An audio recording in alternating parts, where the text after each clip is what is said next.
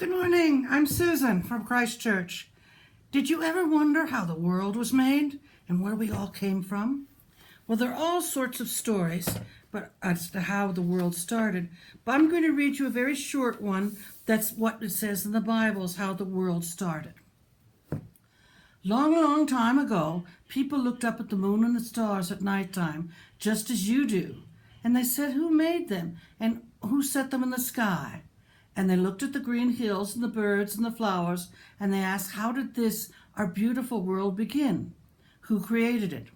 And many years later it was revealed to them, and some of the best writers wrote down the story. In the beginning, God made heaven and earth. It had not really had a shape, and it was quite empty. And there were no birds and animals in it, and no people.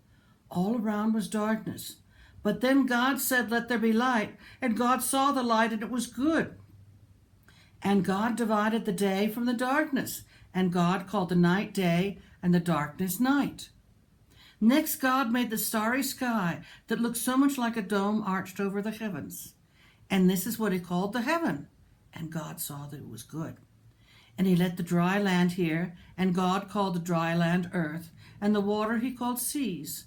And God saw that it was good. Then he said, let the earth be covered with grass and green plants and beautiful fruit trees. And it was so. And the grass scattered seed, and the trees grew fruit. And there were green plants and grass and fruit and trees forevermore. And God saw that it was good. Next God said, let there be lights in the heaven to divide the day from the night, and let them mark the seasons and the days and the years, and let them give light on the earth. And it was so. And God made two great lights, the greater light the sun to rule the day, and the lesser light the moon to rule the night. And he also made the stars, and God saw that it was good. And there's the picture. Now God, who made the earth and the sky and the seas, and the sun and the moon and the stars, he made the tree and the grass and the flowers. But it was a lonely world because there were no living creatures in it.